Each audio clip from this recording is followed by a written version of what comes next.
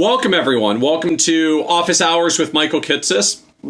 So we're talking today about a book I've been reading recently called The Sustainable Edge by Ron Carson and Scott Ford.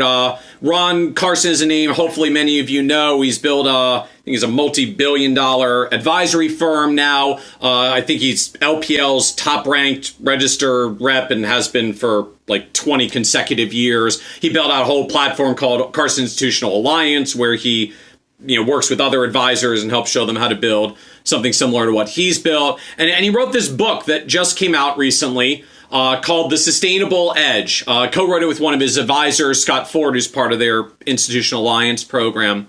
And Ron, in the beginning of the book, Ron sets forth this concept. I think he talks about in some of his presentation speeches as well. I don't know if it originated with Ron or came from elsewhere, but I love this analogy. So he says, what are you doing to improve your business IQ? And of course, you say IQ, and everyone's thinking IQ, intelligence quotient, smart stuff, brains, all that. And he says, no, actually, what I'm talking about is not your intelligence quotient. It's your implementation quotient. So for all of us that are advisor entrepreneurs, how many of the ideas that are bouncing around in our head that we've got, hey, I could do this in my business, I could do that, I could start this new business, I could do this other thing. How many of the ideas that are bouncing around in our head do you actually follow through with and do and get done and do it well? So that's the idea of this implementation quotient. What's the percentage of things that you're thinking about that you actually get done? What's that ratio? And Ron's point to it, which I think is a good one, I've seen it in practice with advisors for years. One of the biggest differences between the advisors that succeed the most and the ones that don't is there's just a level of getting shit done that happens with the advisors that execute. Right? This has longstanding been recognized as a dynamic of entrepreneurship, that entrepreneurship done well is really this blend of having the ideas and vision and actually being able to execute it, actually being able to get it done. And so, frankly, in one way, Ron's whole book is actually different ways that you can focus yourself and figure out how to improve your IQ, your implementation quotient. And for those of you who feel like you've hit a wall in the business, I would encourage you to read it. It's an interesting read for trying to help bring some focus, and just talks about Ron's story as well as Scott Ford's story about how they did that. But, kind of some of the takeaways for me, number one, it really is all about focus. And I find there's a dynamic that happens. So for all of us that have gone out there and started an advisory firm, started practice, or even just started in a job as an advisor, early on, you've got this dynamic.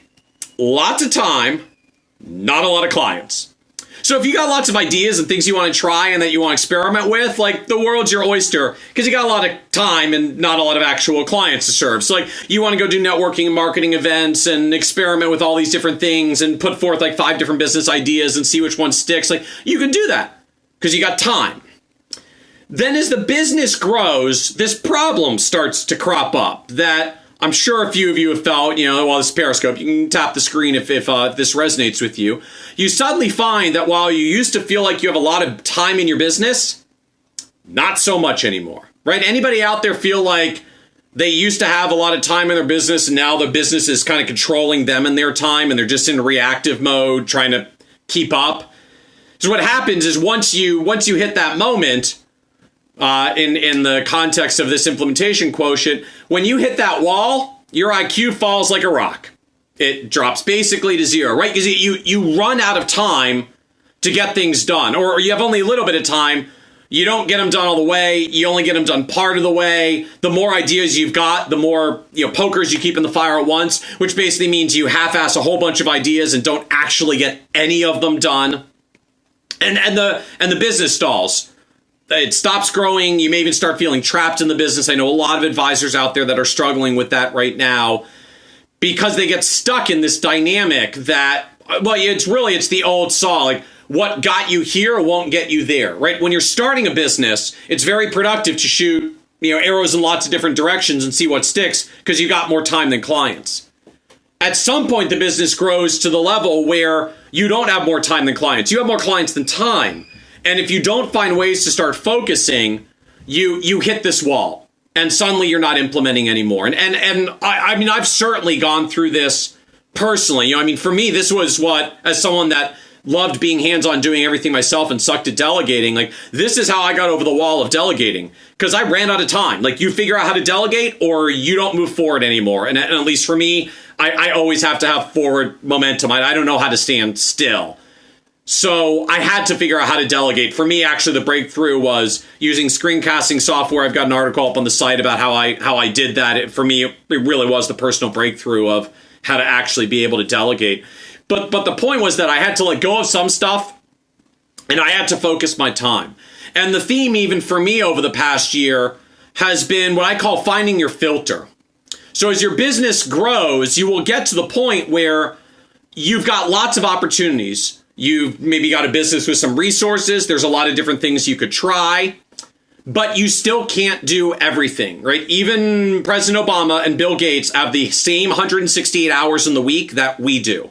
So you're going to hit a wall at some point, and you have to figure out how to filter things down.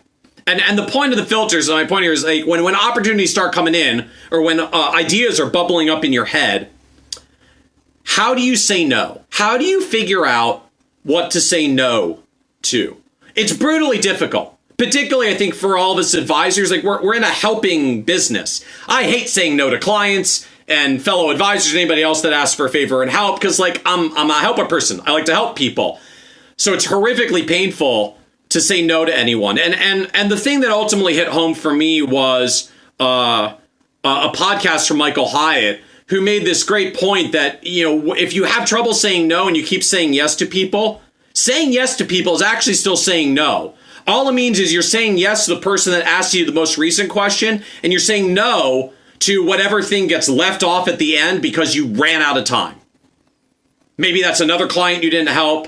Maybe that's your personal health. Maybe that's your family. Maybe that's the next 3 business ideas you had that you can't follow through on and your implementation quotient has fallen to the ground. You have to have a filter. And it's actually an interesting challenge, just figuring out what your filter is, right? For some of us, filter might be just getting paid for my time, right? I want to make a certain amount of money. I'm not going to do anything that doesn't pay me more than $100 an hour, or $150 an hour, or $200 an hour, whatever that target is for you. Maybe it's something more strategic. Like I'm building towards this goal. I want to get my practice to 100 million practice, or $1 billion practice, or whatever it is. I don't care if it makes me money now. It's got to get me towards that goal. And you get a singular focus on that longer term goal. For some of us, it might even go the other direction. It might be supporting lifestyle choices. Hey, I want to spend more time with my family, so I'm not going to do any conference unless it's also a destination my family can come with me on, and we can do a 3-day trip afterwards. Right? So we have different filters, and the filters may shift over time. But you have to figure out what it is you use to say no to things, because otherwise you just have to say no to someone's face, and that's really hard when we're helper people and we don't like doing that. What's your filter to say no so you can get a focus?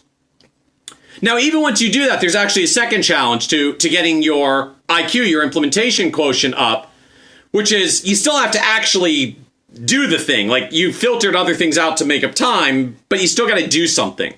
And I find by far the most effective tactic for this is remarkably simple.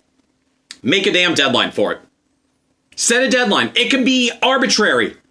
I mean, there doesn't necessarily have to be a rhyme or reason for it. The simple dynamic is, when you create a deadline, there's an actual time target to which you now have a level of accountability, right? Because otherwise it's just, I'll get to it when I get to it, and we know what happens. You never get to it. When you set a deadline, you've got a goal. You've got a goal with a concrete, finite endpoint. If you've got a staff or a team, now you got a lot of people on board with this. So you kind of have to hit your target, or you're going to screw up all the other people around you. I know a lot of folks that work with business coaches, and one of the biggest things that business coaches do is help you to set goals and targets and deadlines, and they're your accountability partner, right? We even do the same thing with clients. Hey, you got to get your wills and trusts figured out, so here's what we're going to do. You're going to get this done over the next 3 months, and I'm going to bug you about it 3 months from now, and you got to get it done, or I'm going to keep nagging you about it, right? And what happens? The clients do it just so we'll stop nagging them, but that's actually the point. That's how accountability works, to make sure that people get stuff done, whether it's your clients or whether it's you trying to impose it upon yourself. So I hope that helps as some food for thought. Thanks for hanging out with me today. Office Hours with Michael Kitces every Tuesday, 1 p.m. East Coast time. Hope all is well for you. Thanks for the tap love. And those of you who shared it out on Twitter, awesome. Greatly appreciate it. Have a great day. Take care, everyone.